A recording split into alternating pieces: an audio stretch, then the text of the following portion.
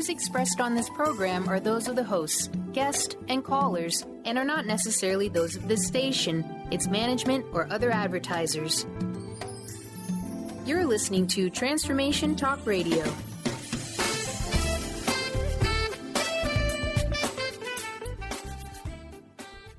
Hi, welcome. This is Dr. John DeMartini. This is one of the most amazing and inspiring shows that you can listen into. If you want to be on the edge of your seats, if you want to open up your heart, if you want to expand your mind, and you want to meet incredible people, stay tuned because you're just about to experience a transformative radio show that will change your life. And you're listening to the Dr. Pat Show that's coming up right next. The following audio is via a Skype call. Welcome to the Dr. Pat Show. Talk radio to thrive by. Powerful, inspiring, and coming to you live, bringing you stories of people like you and me, busting through and living life full out. Get ready to dare to wonder what your life would be like if you knew you could not fail. Wow. Hey, everyone. It's so great to be connecting with all of you. Welcome to the Dr. Pat Show. This is Talk Radio to Thrive By. Thank you all for tuning us in and turning us on. It's just completely awesome to have all of you here today doing what you do so super, super well. Yeah. And what do I mean by that? You know, this is the time where we get to show up and suit up and fully express who we are. Now, why is this the time that happens? Well, one of the reasons might be because there's something that has changed. There are things in the air that are shifting left and right. You know, the old is just peeling itself away. And we're seeing it in some of the most interesting places. You know, we're not only seeing it in our day-to-day lives, we're seeing it, you know, in television, we're seeing it in political elections, we're seeing it globally across the world. You know, we're seeing it in our own backyards. We're seeing more and more people step forward and understand the true nature of what it means to live a conscious life. Today, Christine Upchurch is joining me here today. We're going to be talking about top 10 myths about spirituality. Yes, there are some. There are 10 at least, probably maybe one or two more. But the question really is, what are we willing to, A, look at, and what are we willing to explore? And then ultimately, what are we willing to change? Christine is somebody that writer, teacher, inspirational speaker, energy healer, host of an incredible radio show, the Christine Upchurch Show, and is somebody that was out in the world talking about energy, vibration change, and healing way before many, many people. But what does this all boil down to? Well, it boils down to when each of us, as she has done, move beyond your limitations, move beyond your obstacles, heal yourself from cancer, and then decide, I'm passionate, I'm purposeful. Well, I think she decided that before that. And I'm ready to help other people. And so, yeah, this is what I love. This is what I'm talking about. Christine, it's great to have you here. Welcome to the show. Thanks so much, Pat. It's always a joy to join you. Yeah, it's so cool. Okay. Spirituality, 10 myths about this, right? Right. Okay. I love this because this is really where we get to get real. Oh, yeah. But maybe even politically incorrect. You have to love that. You know, this is like the new now, though, right? Yes. I mean, it's like the politically incorrect is now the politically correct in a lot of ways. It's even funny to say that, isn't it? It is. And it's kind of like getting beyond what we're supposed to say and getting right down to the truth. You know, there are folks that would say, wait a minute, what is she going to talk about 10 myths? Mm-hmm. What's a myth? You know, what is it about spirituality that we believe and don't believe? But this is where you're going to take us on a journey to look at the beliefs that we have about ourselves and how we are in the world and our spiritual beliefs. Why has this become so important today for you, Christine? Why is this right on the top of your radar? Well, I think part of it has to do with my own journey. And just to sort of move back about 20 years, I really do believe, Pat, that we went through a stage where people were sort of exiting their religious teachings, or at least if they were staying in their religion, they were trying to eliminate some of the dogma and stepping into sort of a new perspective on spirituality. I'll call that the New Age movement. Maybe it's been 25, 30 years. I don't know. Time flies. But anyway, people actually started questioning the dogma that has been presented as spirituality for many years. And that was, at first there was some bucking of the system and some pushback, but people have started to more widely accept a broader perspective on spirituality. But what has come along through this process is this whole other set of, I'm not going to say so strongly as it's dogma, but it's actually kind of like notions of what it means to be spiritual that has sort of developed within the New Age community. And I do believe that we are beginning to shift into the next stage of our evolution. And it's time to sort of reevaluate what that context has actually brought to us as like truth and question it. Because I think that when we're talking about our own conscious development, it's always important to question what is true and what's not. Yeah, and this is really what we're doing in many, many ways, isn't it? We're really looking at, the parts of our lives and pointing to things that I know for myself, reaching back to my childhood and really thinking about some of the things I learned growing up and having them come to a new level of meaning in terms of letting me develop my own view of spirituality. And don't you find that really refreshing that there's so many people out there now? And it doesn't matter, what spiritual community you look at or religious communities you look at. You have people that have said, wait a minute, we're not going to be a denomination. We're going to be a non-denomination. Mm-hmm. And just that language, Christine, alone would be enough to literally blacklist a pastor. Oh, and yet we have one of the most, how should we say it? Fastest growing, largest non-denominational Christian pastor out in the world saying everybody is welcome. Right. Now, if that's not a change in the times, I don't know what is. Yeah, and it's wonderful, and it's just a part of our evolution. And we are being asked on an energetic level and in terms of a world circumstantial level to move forward into something deeper and more spiritual, more conscious. Yeah. Yeah. Why is it important for us to take a look at when something is a myth? And we're talking about spirituality today, but I think that question that we're really addressing is even broader than that, right? Oh, absolutely. I think it benefits us to question what's really truthful and what might be a misconception or a myth, because when we buy into something as truth and it's not, we're actually proceeding in our lives as though it were truth. And it creates limitations. It creates constriction. It misleads us down the wrong path of when we're on our journey. And in terms of questioning myths about spirituality, I think it's really important to do that because, I'm sure all your listeners are very aware of their sort of personal conscious evolution.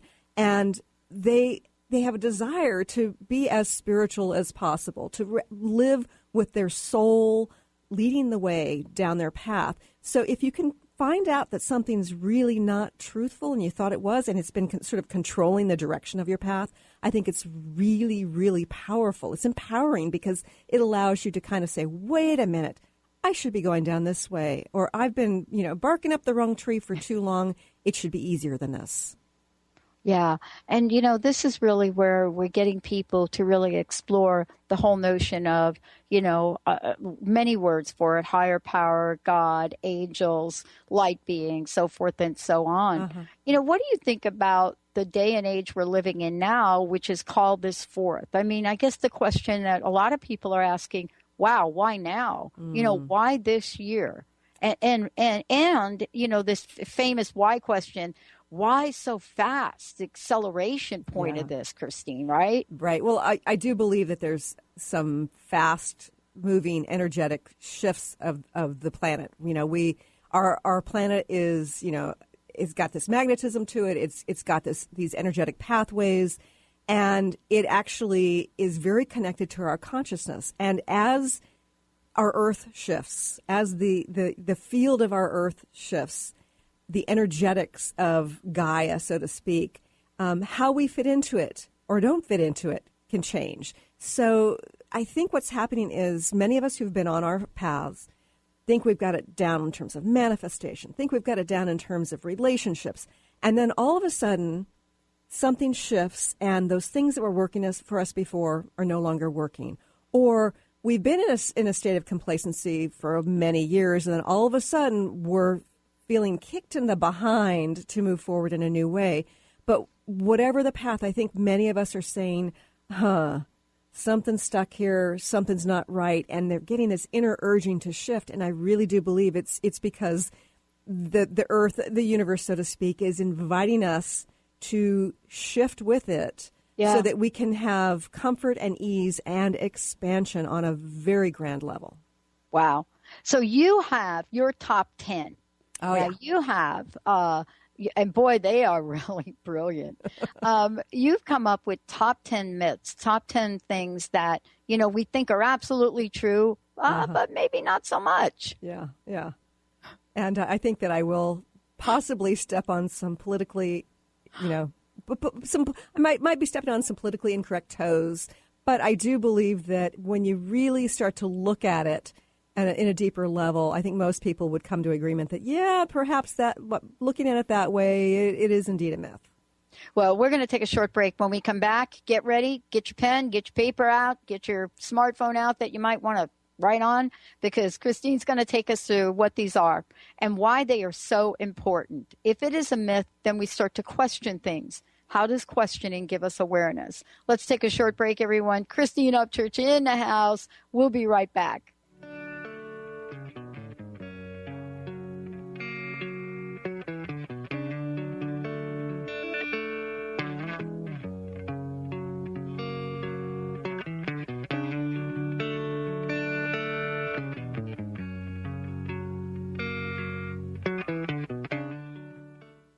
Tune in to The Jen Royster Show, intuitive guidance to inspire your life, each Thursday at 8 a.m. Pacific and 11 a.m. Eastern on TransformationTalkRadio.com. This amazing show is an inspirational hour that will take you on an epic metaphysical journey to discover the spiritual approach to life's greatest challenges. Dr. Jen is an internationally known intuitive counselor, spiritual teacher, and energy healer. Call in for intuitive readings and visit JenRoyster.com for more information. Join the Pacific Northwest EFT Tappers at the 6th Annual Tappers Gathering March 19th at Bastyr University in Seattle. You will learn EFT applications, forge a strong community, and share healing stories. The event raises money and awareness for EFT tapping scientific research. Net proceeds go to our 501c3 nonprofit to further prove the efficacy of EFT. Bring your cards and information for a fun and inspiring day of networking. Visit nwtappersgathering.com or call 360-661-6877. Chris Stanis is a spiritual leader and healer and teaches a course on how you can transform your life through a meditation and healing system that will manifest your spirit's dreams. She manifested the Women of Wisdom Conference, the Women of Wisdom book, and this radio show. And she can show you how to change your life too. Are you ready? Visit the website and contact her at voicesofwomentoday.com. That's voicesofwomentoday.com. A morning filled with dynamic, inspirational music, spirituality, and uplifting messages by TJ Woodward. Come and connect with community conversations and awaken your senses. Awakened Living Sundays with TJ Woodward. Join TJ every Sunday in the San Francisco Bay Area Chapel at Fort Mason and live streaming online 11 a.m. to 12:30 p.m. Pacific Time. To learn more and access the live stream, visit www.awakenedlivingsf.org. Awaken to your radiant, authentic self. For over 15 years, soul purpose advocate Nancy Monson has been focused on leading change in the lives of those looking to live their true purpose. She is devoted to supporting people in living a soul-directed life every day. Let Nancy help you overcome fear, worry, and doubt. Visit everydayspirituality.com to learn how Nancy can be your soul purpose advocate. The doctor is in. Tune in to the hit show, The Psychic Love Doctor, with host Deborah Lee. Deborah's life-affirming, highly perceptive reading method has taught Deborah how to zero in on specific problems with relationships, career pursuits, and current roadblocks to success and happiness. Join Deborah Fridays at 2 p.m. Pacific, and for a special broadcast the second Thursday of every month at 11 a.m. Pacific on TransformationTalkRadio.com.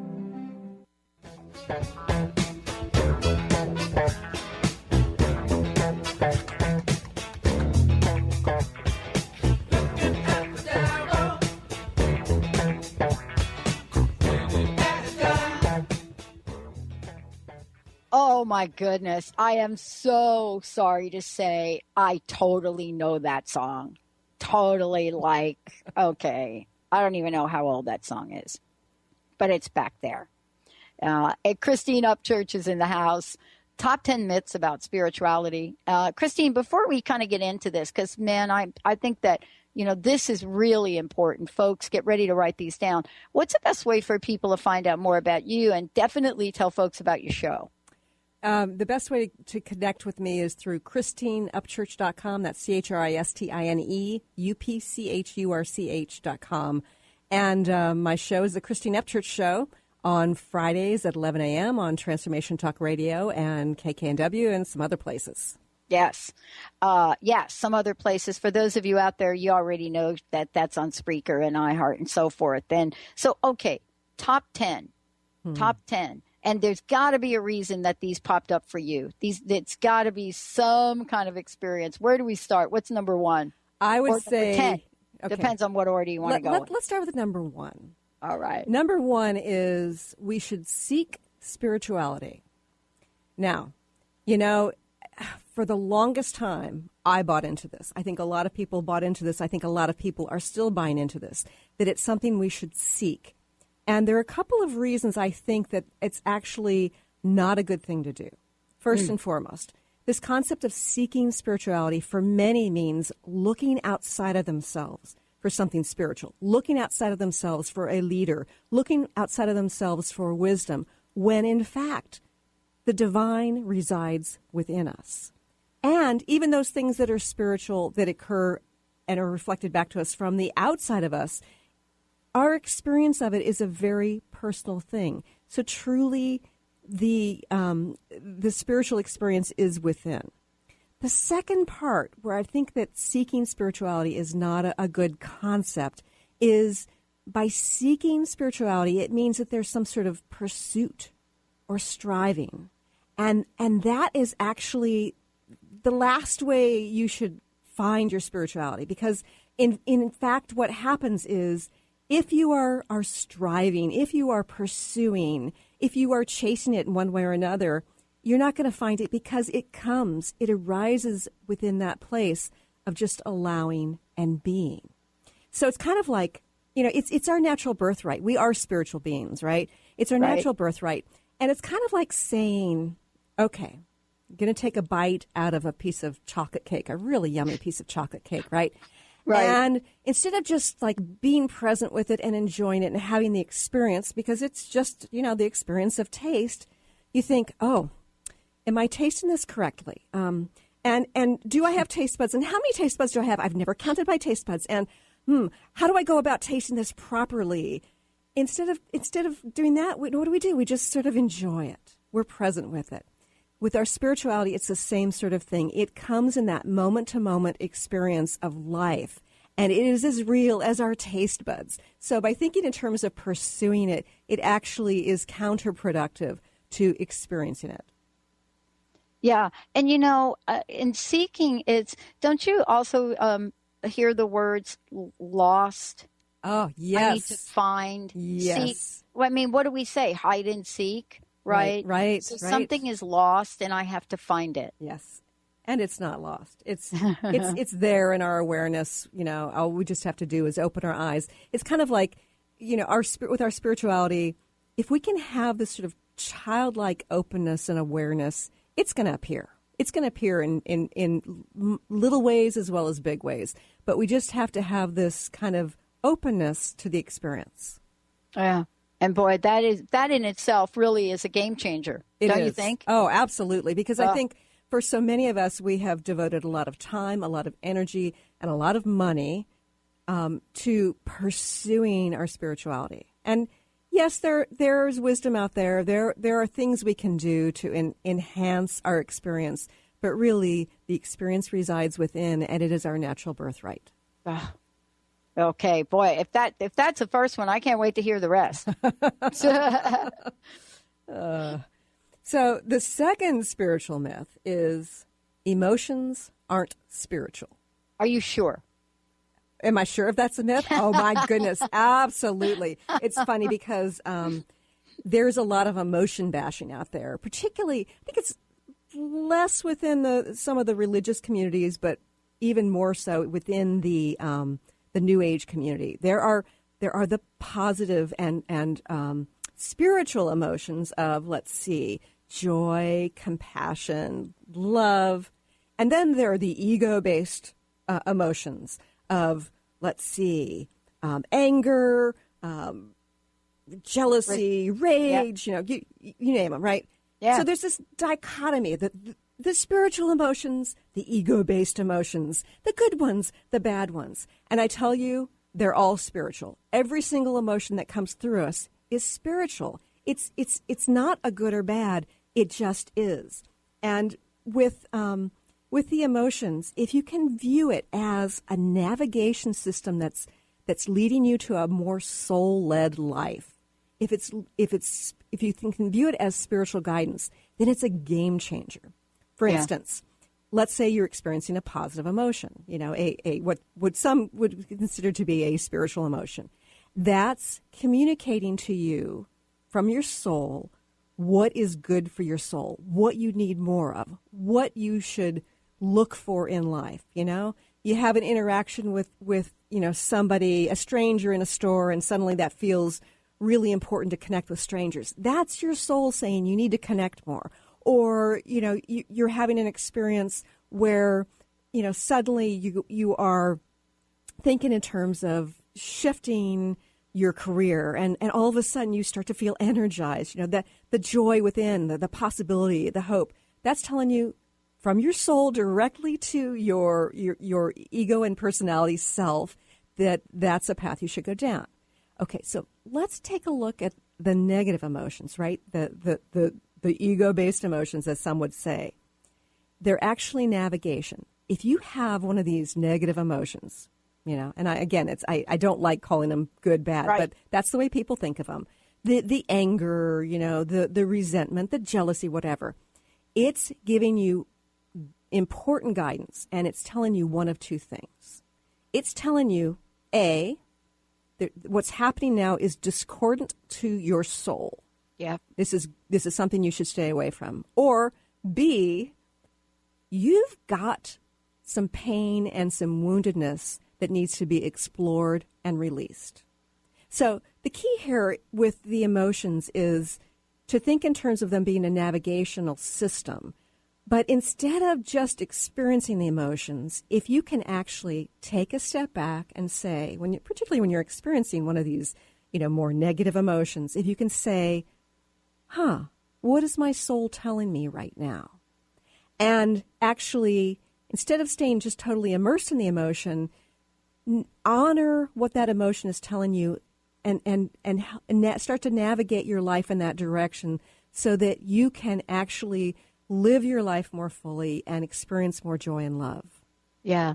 And you know what I love about this is the way that you're talking about it, Christine. It's really brilliant because if we went back and we looked at some of the stories, everything from the journey that the Buddha had to Jesus walking the earth to Moses, if we go back and we removed all of what we're calling negative emotions from that, from all of their journeys, boy, we would have a very different picture and not have learned very much. Oh, you're so right, Pat. And I think that the judgment, the external judgment, but more importantly, the self-judgment about emotions is detrimental because it takes us away from loving ourselves, and it also takes us away from that important navigation that we're receiving.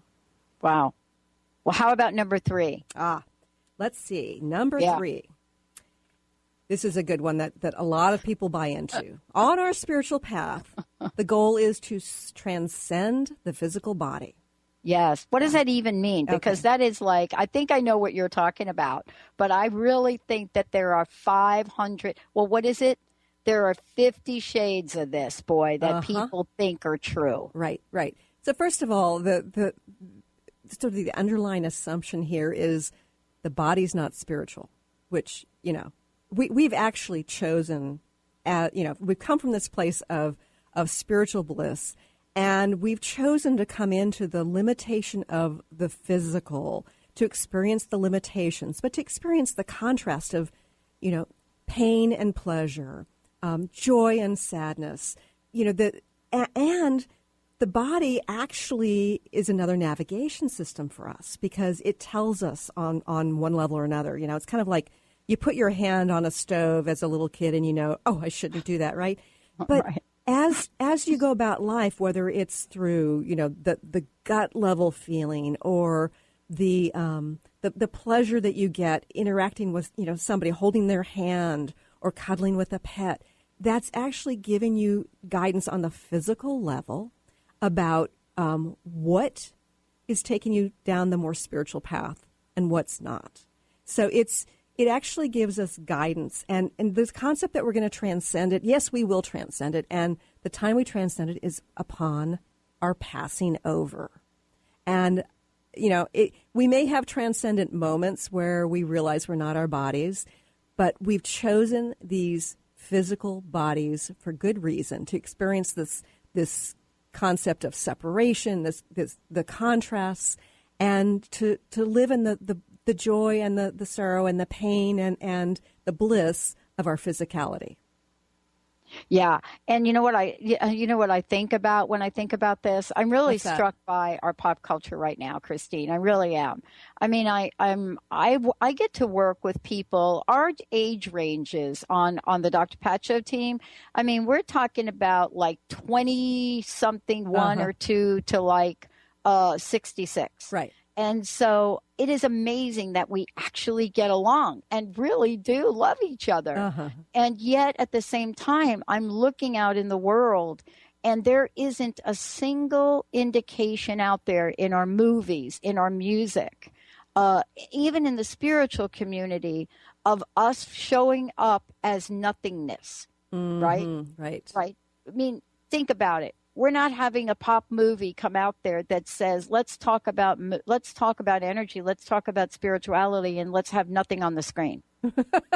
Right? Right. Because that's what it would look like, right, wouldn't it? It would. It absolutely would. Yeah. And because we wouldn't need our physical senses after all, right? And but there's a lot to be gotten out of, experiencing the beauty of a sunset, or, tasting that chocolate cake, or making love, or, all these things are positive experiences, but those more painful experiences also teach us something important as well within the context of this incarnation. Absolutely. We're going to take a short break. When we come back, we're going to spend the next half hour with Christine telling us about the rest of these myths that we so are familiar with, but really this is how you get to see how they show up in your life. We're actually going to skip the next break. We're going to take a short one here, and we'll be right back with the show. Christine Upchurch is in the house, everyone. We'll be right back.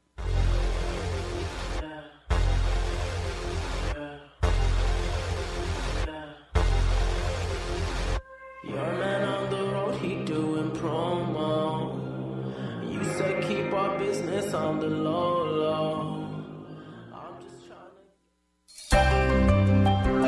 Shine On Radio. Find Your Shine with Kelly is the show that celebrates what makes you, you. Join co-hosts Kelly Wadler and Dr. Pat Basili as they break down how to brilliantly fuel and move your body and love what makes you shine. Kelly is a professional arts and wellness coach dedicated to helping brilliant women find their confidence, energy, self-love, and shine. Tune in to Shine On Radio with Kelly and find your shine on TransformationTalkRadio.com. Transformation Talk Radio is dedicated to the education and awareness of Lyme disease. Hey, everybody. Welcome back to Lyme Talk Radio. I'm Dr. Pat, joined here by Dr. Nusheen Darvish. Dr. Pat Basili and Dr. Nusheen Darvish will be bringing the most innovative, groundbreaking information, research, treatment innovations, and stories from those it affects every day. I'm so excited to be talking about this. We have so much to share. Dr. Darvish and I are planning to do is connect the dots. People suffering with all sorts of chronic diseases, it's time. It is time for them to transform. Tune into Lyme Talk Radio and help keep our mission strong. For the loyal listeners out there that have been listening to this incredible show on Lyme disease, we are not going to let you down. We're going to come through stronger and enrich the platform for Lyme disease awareness through Lyme Talk Radio. The message will continue, the conversations will become stronger, and the healing epic. Francine Vale is a being of light. She believes that all people of planet Earth are as well. As co-host of the Angel Healer radio show, Francine teaches you heart-centered ways to manifest healing on your own behalf and how to integrate love more fully into your daily life. Connect with your angels as you find your life flowing with ease and harmony. Walk the path of light with Francine and Dr. Pat Basili every month on TransformationTalkRadio.com. Have you been seeing numbers like 111 and 222 everywhere you go? Do you feel that the universe may be trying to get your attention, perhaps offering a message of some sort? As it turns out, numerical patterns and certain types of geometry form the very fabric of our reality, from cells under a microscope to the astronomy of our night sky. At Stellar Reflections, we offer special sessions which tap into these patterns, designed specifically to support you on your journey. The 111 and 222 activations are sessions activating new patterns in your energy field, which in turn can help you create new patterns in your life. After just one session with a practitioner, either in person or via distance, clients report gaining greater clarity, becoming more intuitive, and honoring their inner truth as they move forward in their lives. Curious about what these transformational sessions might do for you? Call 425-999-9836 or visit stellarreflections.com. That's stellarreflections.com. What are vibes? We often use this word, but did you know vibes can actually be useful and help solve our everyday challenges? Embark on an exciting learning journey with Caitlin Keat, 11-time Visionary Award winner, specialist in vibrational energy, and the creator of Vibes Up. Join Caitlin as she takes you through the world of vibrational therapy and energy healing, with natural solutions for a modern world. Visit vibesup.com to learn more today.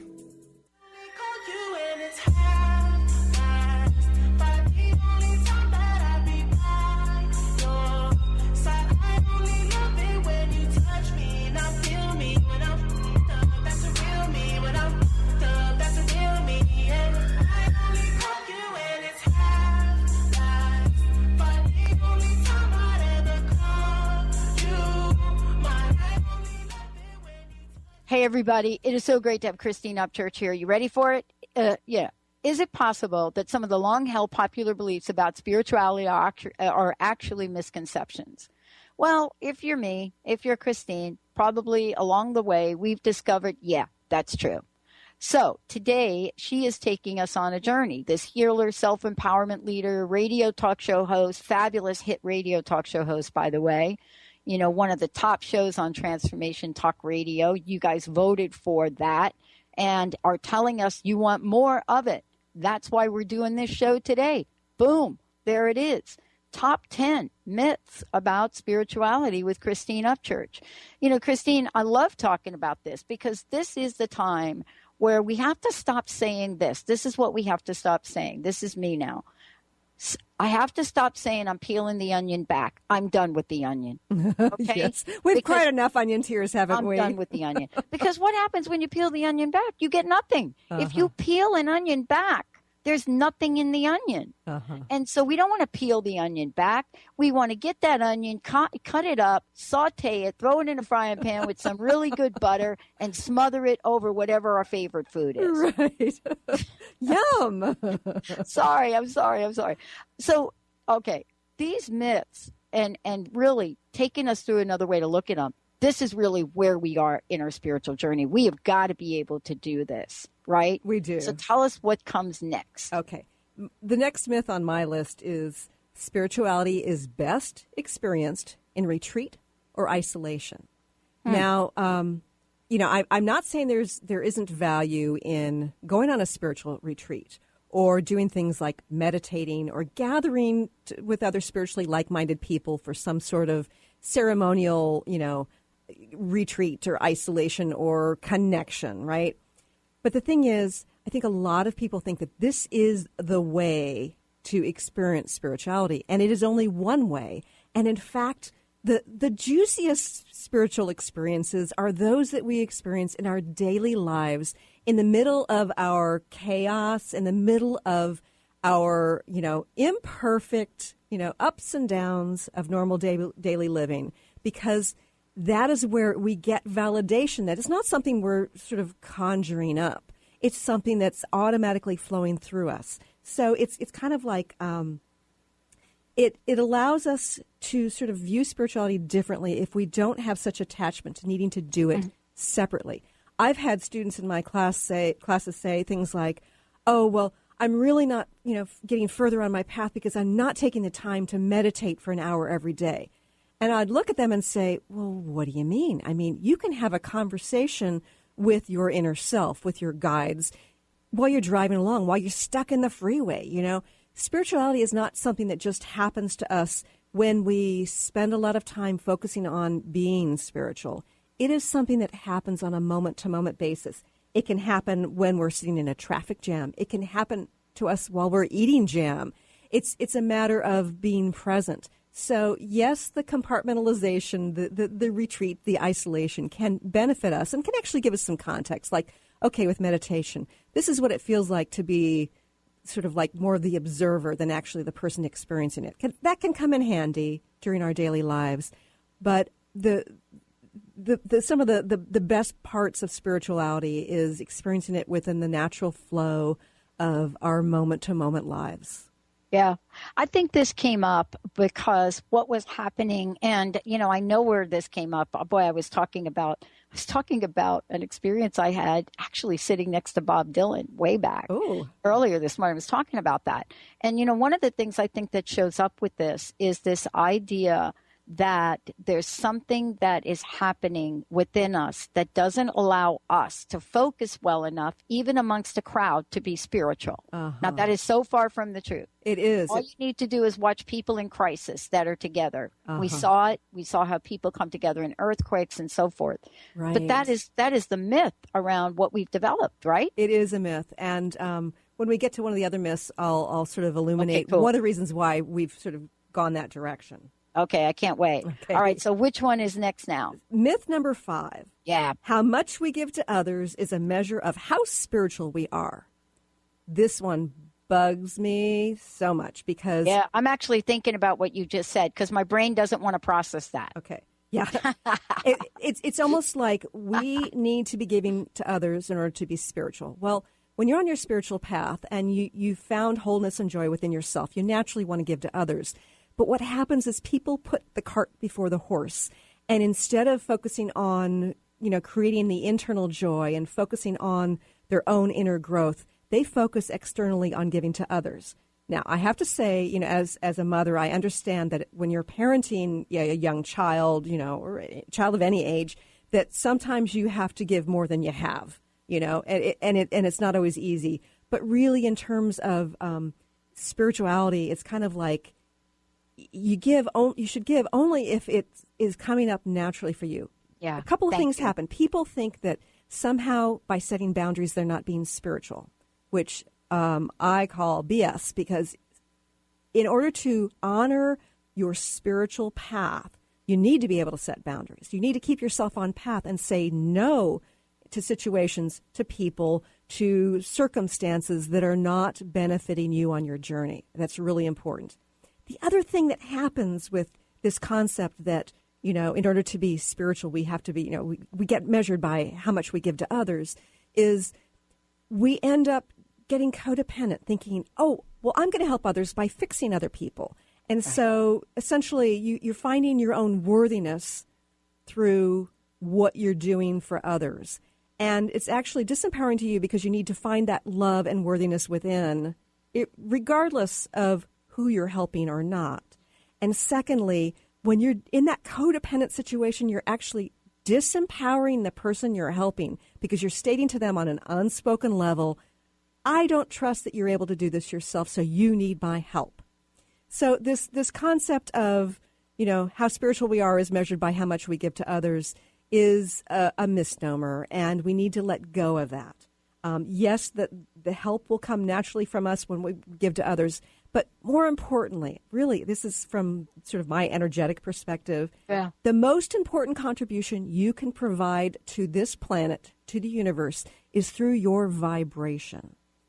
And you can only shift your vibration to be more soul-led, to be more connected with spirit by taking care of yourself first.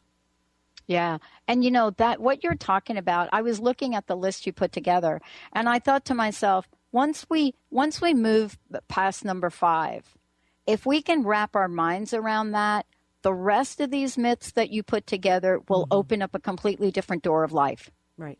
Because it's what you just said to me is, wait a minute, I am not deserving of spiritual pleasures because I am not given enough. That's right. And so it really links to, I looked at this and I thought, okay, now I get it. Took me a little bit to get to 5, but then when I got to number 5, I thought, oh my gosh, now I get 6, 7, 8, 9, 10.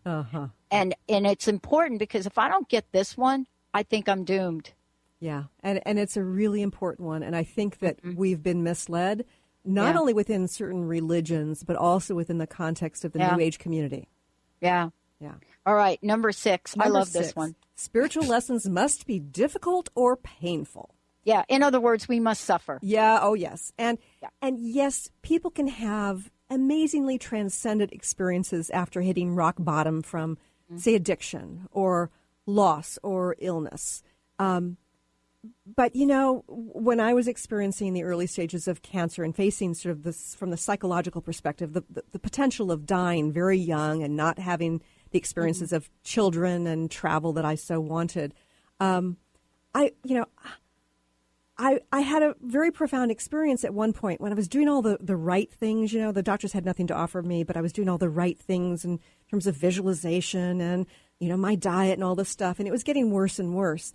And there came a moment when all of a sudden I realized I have no control over my body. The health of my body I have no control over. And I began to sob and let go. And at that moment, I heard someone somewhere saying, aha, now you get it. Now we can work together to heal you. And at that moment, things began to shift. And I realized that with my own experience, and I believe with so many of these hit rock bottom and then transcend to, a total life transformation, what happens is there's a certain type of surrender, a letting go. And the point is with our spirituality, that letting go is key to experiencing it. It's not about controlling and pursuing, as we were talking about before, and it's not about having to hit rock bottom.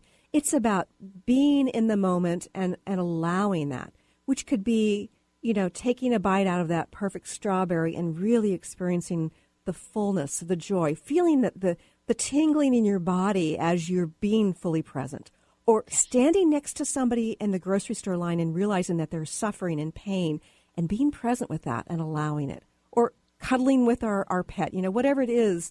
Yes. We can be in the moment in that place of allowing and have that spiritual experience so we don't have to go to hit rock bottom to get to that surrender. And I love this because what you and I are doing right now, for me, I come on air every day and this is my Zen. Mm-hmm.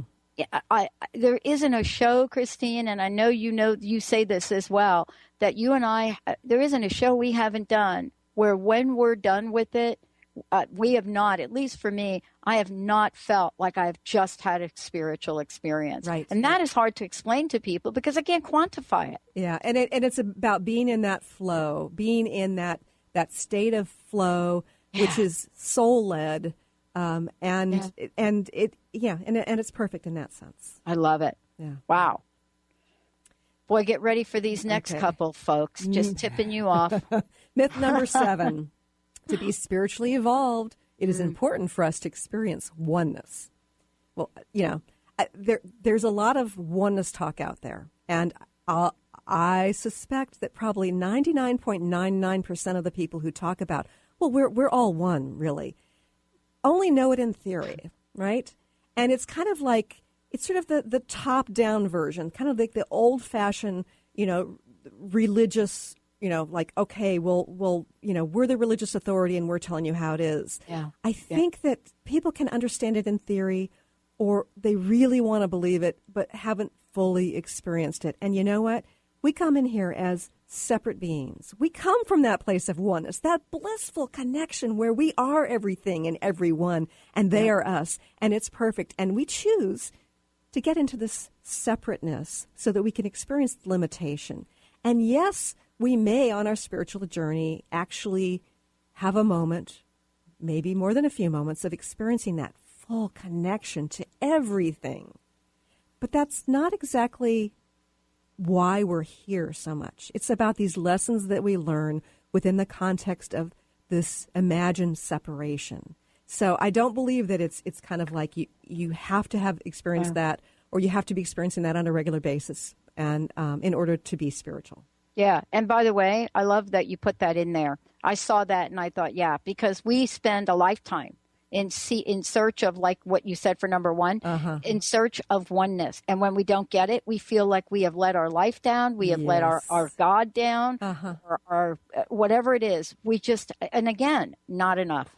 Right. Yep. And that self-judgment actually impedes our spiritual development. Oh, my gosh. All leading up to this next myth. Okay. Money isn't spiritual. And I know I'm probably stepping on some politically correct toes right now, No, but I think we need to talk about it because I don't know how these people roamed the earth thousands of years ago. I mean, they didn't do it based on their good looks. I know. And it's funny because, there's that expression out there that's often misquoted. Money is the root of all evil. Yeah. When in fact the expression is the love of money is the root of all evil. Thank you. When you think about what money is a concrete physical manifestation of energy. And we have energy flowing through us. We have energy flowing between us.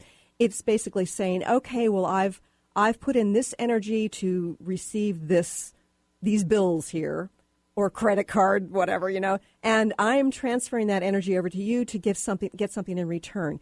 It is actually a representation of flow. And I tell you that there's so many people who have judgment about money, and they're the very people who are stuck, who really want to do something like, move forward in their spiritual practice by giving to others through healing, by giving to others through music, whatever it is they want to do, but they can't do it because they can't make enough money at it, but they've got all this judgment about money. Really, if you accept it as this natural flow of energy, that is our birthright to receive that flow and to move it on to somebody else, then it is actually holy.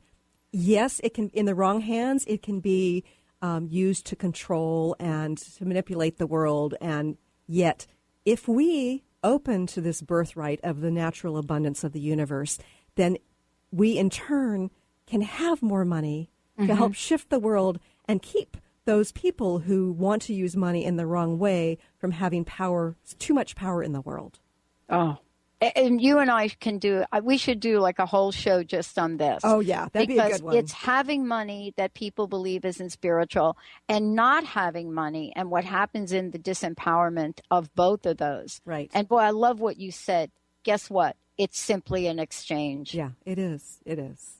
It's energy. Yes. Okay, spiritual myth number 9, and boy, this is going to tick some people off. There are no differences between men and women in how they experience spirituality. Well, I really couldn't tell you because I don't remember my past lives clearly enough to be able to tell male versus female. But this is what scientists are starting to discover. The brains of men and women are different in terms of how much the left side of the brain and the right side of the brain talk to each other. So if we experience spirituality and, those downloads, that flow from the right side of the brain, and we somehow need to communicate it with the left side of the brain, if we have more connectors between the two sides of the brain, as females, we've got more of those, it may be easier for us to actually, in the moment, allow that flow to come in, get the intuition, get that spiritual flow, incorporate it moment to moment in our daily lives. However, with men, there are fewer of those connections. So it may actually be more beneficial to males to spend more time with things like meditation and retreat so that they can actually get to that place of opening and really paying attention to the connections. And you can create more connections too, but connections between that side of the brain and the other side of the brain. But the thing is, the point is we actually have the sense of, oh, well, spirituality should be the same for everybody, but we incarnate into different genders. We incarnate into different cultures. We incarnate into different religions, different bodies. Our experience is going to be unique. And so we should stop comparing ourselves, or actually even worse than that, we should is sort of saying this is the way because it works for me. It should be more about just accepting that there are differences. Yeah. This is not a one-size-fits-all to spirituality course. It's not. No. And I love that you included that in there. I know. It's going to tick some people off. But whatever, I'm speaking my truth. It's good. As I know it, which is fluid. Myth number 10. Spirituality should feel exceptional or out of the ordinary. This is a big one. Yeah, it really is. I think that, one. People may have heard of some major spiritual experiences that somebody else has had, or they might have had moments in their lives where they feel fully connected. They're really in that flow. And then what happens is they think that that's the way it should be. And so if it's not, they're disappointed. And what happens is that's attachment to having spirituality show up in a particular way, when in fact spirituality is this flow of spirit. It's flow of energy that moves through us, through our bodies, through our energy field, through our personalities, our psyches, and through our emotions. And it's a moment-to-moment kind of thing. So really, if we let go of that, then the mundane can become quite spiritual. It really can. And we just need to be sort of open to whatever is coming up. If we have that attachment and we just look for those big experiences, then what happens is we become more and more disappointed. We actually allow less and less of the spiritual into our lives. And that is actually constricting of our spiritual development. And here's the paradoxical kind of, footnote to this. The more you just sort of allow the mundane spiritual experience to come into your awareness, the more profound it becomes. Yeah. So it actually becomes bigger and bigger, but you can't go by looking for the bigness. You have to sort of look for what is and see what unfolds. Because we'll miss it, Christine. I don't know about you, but I have had some of the most, what do we want to say, subtle spiritual experiences. Right. Yeah. I have Thank you for putting that one in there, because we're all waiting for the big bang of our spiritual development. We are. Yes. And, I said it was a top 10 list, right? And that was number 10. Right. But there is a number 11. That's a bonus now. Yeah. It's like spirituality remains unchanging or constant. And, your listeners may be saying, well, why did she put in the 11th if she only said 10? Well, here's the deal. We have expectations. Our expectations get in the way all sorts of ways in our lives, and spirituality included. So if we think that, okay, it has to be a certain way, it has to be the way it was before. That's the way I experienced spirituality. I had tingling here, or I felt this heartfelt connection when I went into this church, or whatever it was, and it no longer feels that way, you get disappointed. And you're not open to what is flowing through. There is an ebb and flow to our spirituality. There is a changing. It's kind of like, a river. The water is always flowing through, but it's sometimes going to be faster, sometimes going to be slower, down, maybe down to a trickle. It's actually going to change sometimes the flow, and there'll be some drier areas and there'll be some areas where there'll be new flow.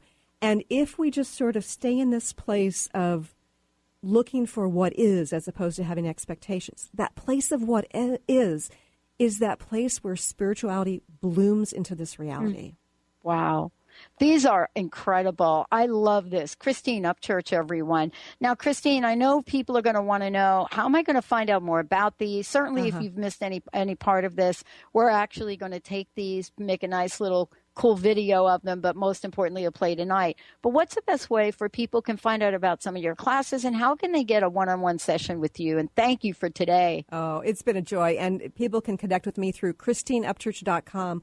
I've also got a blog in progress about these top 10 spiritual myths, because it feels important to get it out there in multiple ways.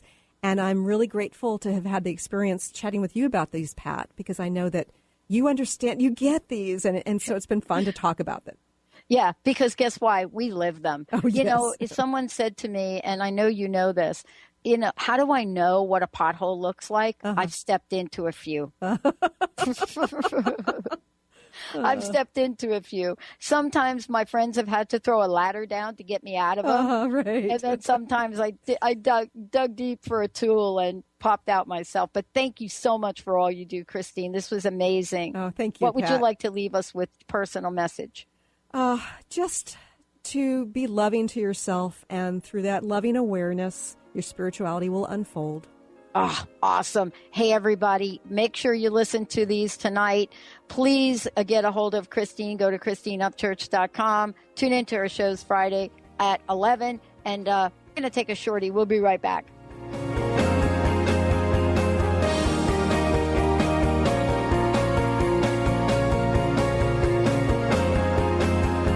Lights go out and I can't be saved.